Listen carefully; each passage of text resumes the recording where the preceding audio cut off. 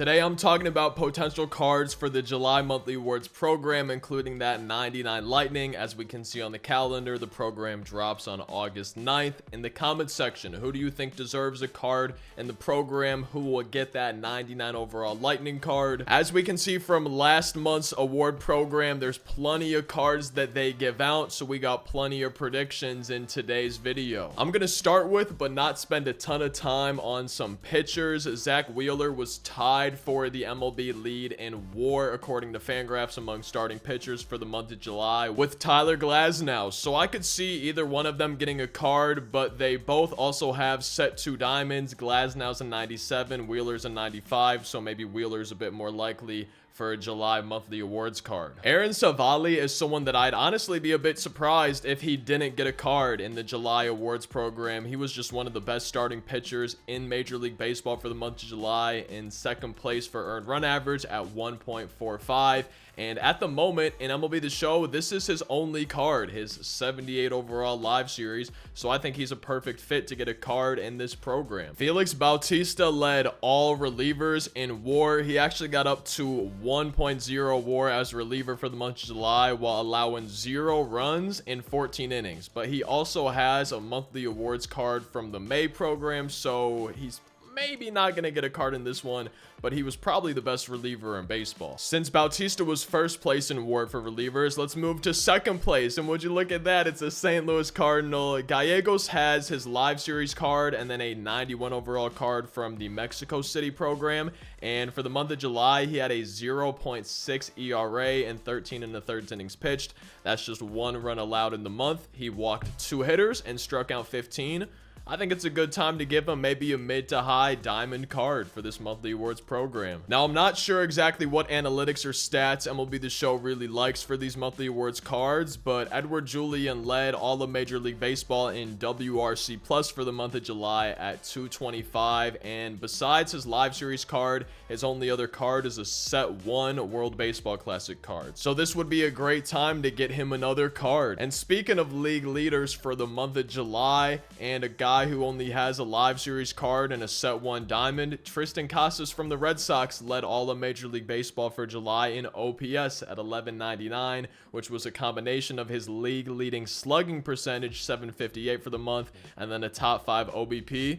It's probably a good time to give Tristan a new card too. CJ Abrams might be a little bit of a surprise for some of y'all to see in this video, but he only has this live series card here in MLB The Show, and for the month of July, he had 16 stolen bases, which led all of Major League Baseball. Second place was Ronald Acuna Jr. at 14, and then Willie Castro in third at 11. Everybody else was below 10. They all had 9 or lower, and CJ Abrams was at 16. Now, to put this in perspective a little bit, only 31 players in all of Major League Baseball this season have more than 16 stolen bases for the entire season. And CJ Abrams did that only in the month of July, in addition to hitting a few home runs and a 327 batting average.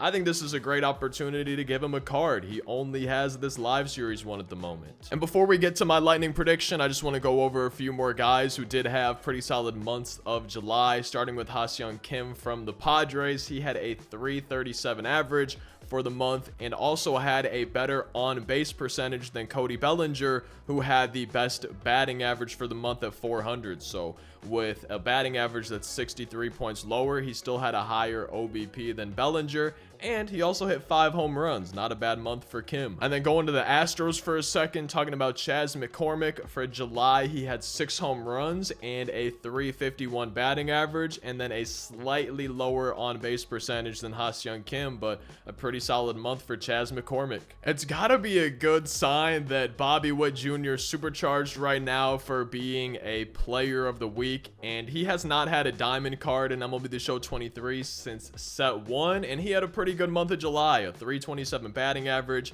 6 home runs, 6 stolen bases, 21 RBI, And I don't know if anyone else saw any of his highlights for the month, but his hands, his swing is just looking so fast. And at this point, I really could see him reaching 30 homers by the end of the season, but we're talking about July.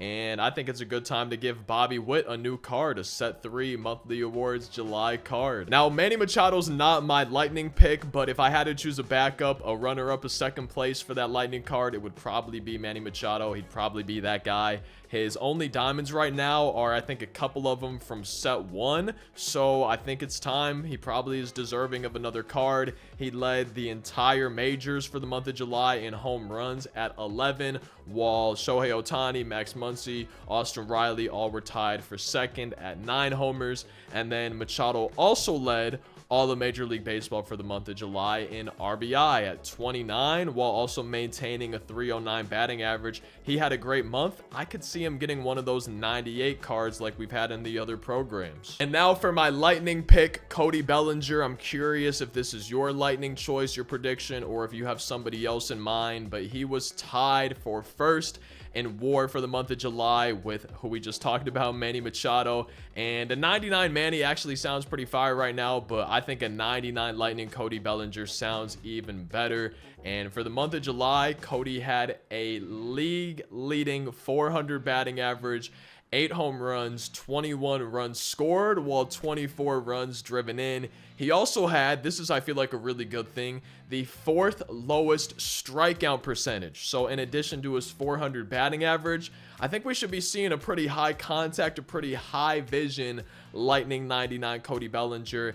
And I would imagine probably pretty good power versus both sides. 3 of his homers in the month came against lefties. I think that a 99 Lightning July Cody Bellinger has potential to be a new fan favorite card for set 3. Dropping a like is a free way to support the videos. If you enjoy them, feel free to subscribe because we have daily uploads. Monthly awards program drops on the 9th. I can't wait to see your predictions, your thoughts in that comment section. And I'm not sure if anyone's gonna stick around for this portion of the video, but I kind of wanted to talk about the trade deadline. Maybe keep the conversation going in the comments if you want. What's your favorite team? How have they been doing on the trade deadline? Making any moves, buying, selling, stuff like that. The Cardinals have made a few moves. First of all, I'm seeing Brendan Donovan. He didn't get traded, which I'm happy about, but they announced that he's having season-ending surgery, and right next to him is Paul DeJong, who actually got traded to the Blue Jays. Kind of sad to see Paul DeJong go, but we've given him a lot of chances, and I just feel like it's time for somebody else. And with Donovan having season-ending surgery, Paul DeJong being traded, this seems like a no-brainer, perfect time to maybe call up Mason Wynn. So I'm hoping we might see that in the coming days, coming weeks, whatever you might say. Jordan Montgomery made his way to the Rangers. I'm happy to see Dylan Carlson, Nolan Gorman, Jordan Walker, at least at the time of recording this video, all so far still on the team. A lot of people were thinking, hey, maybe Jack Flaherty would get moved at this trade deadline. Chris Statton, he was another guy that got traded. Jordan Hicks is also being traded to the Blue Jays, just like Paul DeJong. Justin Verlander going from the Mets to the Astros. Max Scherzer going from the Mets to, did he go to the Rangers too? Man, I feel like the Rangers are making a lot of moves as well, but there's been some trades going on today, the last few days. I'm curious what y'all have thought of the trade deadline. Would you like to see a trade deadline program? I'm not sure if that's something they would do, but I think it'd be a lot of fun if they made some special cards for guys that ended up being part of this trade deadline. Paul DeJong, Jordan Hicks, you know, give them some nasty cards, some mid to high diamonds, and a free program to grind. Justin Verlander, Max Scherzer, you could maybe do Rich Hill, G-Man Choi. So there's plenty of options that you could choose from, and it's a way to give people some set 3 cards and add some more theme team, all-time team build type of cards to the game. I think it'd be a fun bit of content to have a trade deadline program.